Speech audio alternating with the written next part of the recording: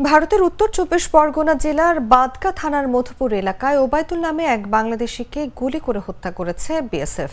রোববার ভোরে মহেশপুর সীমান্তের মধুপুর গ্রামের ওপারের ভারতের অংশে এই ঘটনা ঘটে।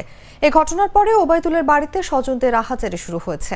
স্থানীয়রা জানিয়েছে, ওবায়দুল ও মিকাইল সহ ৭-৮ জন শনিবার মধ্যরাতে ভারতে প্রবেশ করে। এক পর্যায়ে বিএসএফ তাদের ঘেরাও করে। ওই সময় অন্যরা পালিয়ে এলেও ওবায়দুল ও মিকাইল আটকা পড়েন।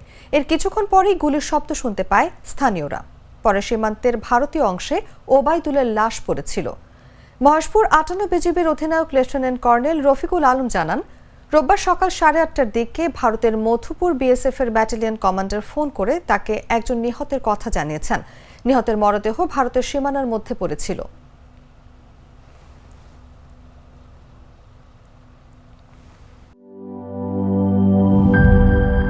নাটা ডেইলি আর পানীয়র এক অসম কম্বিনেশন ড্রিঙ্কো। চিল থাকতে চান? ড্রিঙ্কো চাবান।